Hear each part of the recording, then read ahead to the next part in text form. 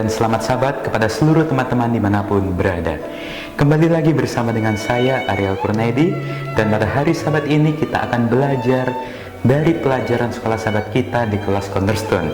Dan pada hari sahabat ini, puji Tuhan, kita sudah tiba di pelajaran yang pertama di triwulan yang kedua di tahun ini, dengan judul Hanya Mencoreng Pelayanan.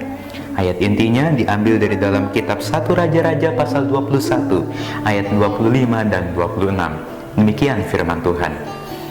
Sesungguhnya tidak pernah ada orang seperti Ahab yang memperbudak diri dengan melakukan apa yang jahat di mata Tuhan, karena ia telah dibujuk oleh Isabel istrinya.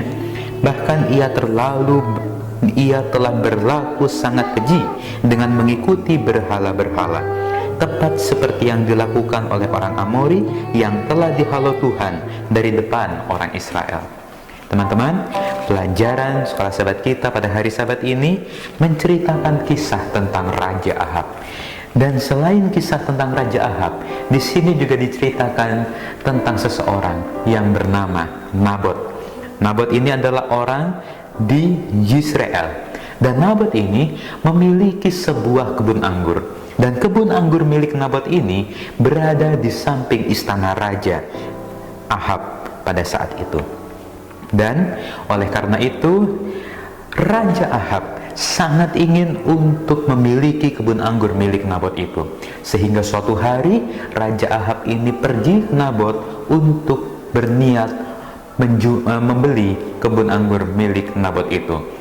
Di sini dikatakan bahwa raja akan menjadikan kebun anggur itu menjadi kebun sayur oleh karena tepat berada di samping rumahnya.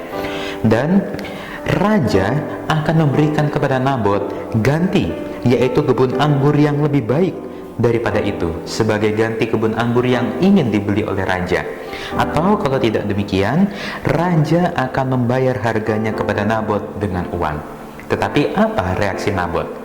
Nabot tidak mau menjual kebun anggurnya itu kepada Raja Ahab. Di sini dikatakan, kiranya Tuhan menghindarkan aku daripada memberikan milik pusaka nenek moyangku kepadamu.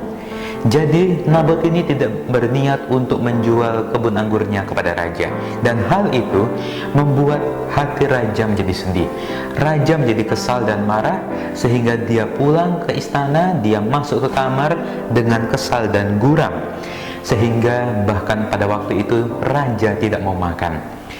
Melihat hal itu, istrinya yaitu Isabel menjadi bingung apa yang terjadi kepada Raja Ahab.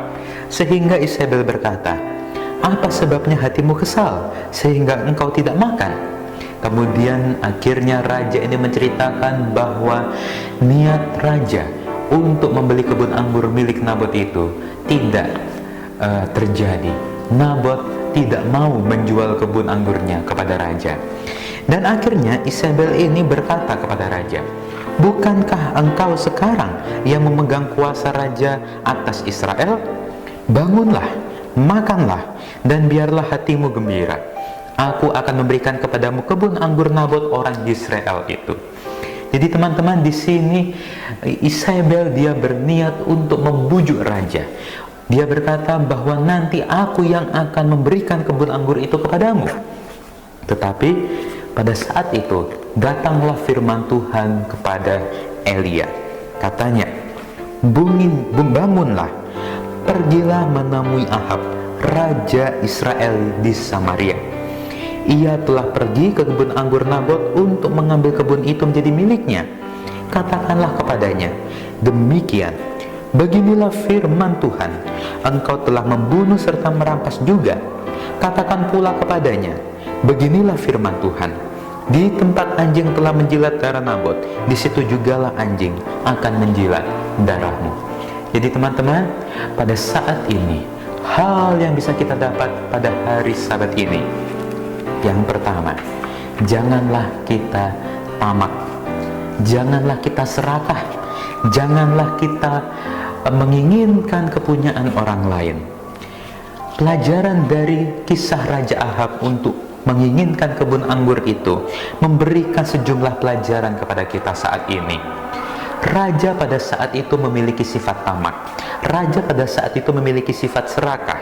Dia menginginkan kepunyaan orang lain. Dia menginginkan kebun anggur milik Nabot itu.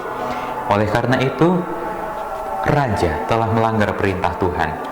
Perintah Tuhan yang ke-10, jangan mengingini kepunyaan samamu. Artinya apa? Cukuplah puas, cukuplah bersyukur dengan apa yang sudah kita miliki saat ini, dengan berkat yang sudah kita terima saat ini. Jangan kita serakah, kita harus menerima berkat yang lebih. Jangan kita serakah, kita harus menerima hal yang lebih. Apabila Tuhan sudah memberkati kita dengan hal yang kita miliki saat ini, bersyukurlah, merasa puaslah. Jangan tamak, jangan serakah, jangan mementingkan diri sendiri demi kepuasan diri sendiri dan mengorbankan kebahagiaan orang lain. Karena berkat yang sudah kita miliki itu berasal dari Tuhan, dan Tuhan pasti akan selalu memberkati kita. Inilah video sekolah sahabat kita pada hari Sabat ini, dan kalau teman-teman semua suka, silakan untuk di like videonya, dan jangan lupa untuk komen di bawah. Dan yang belum subscribe, saya ingatkan untuk di subscribe, dan jangan lupa untuk dinyalakan tombol loncengnya, supaya teman-teman boleh mendapatkan notifikasi apabila ada video terbaru. Sampai jumpa di video selanjutnya. Tuhan memberkati kita semua.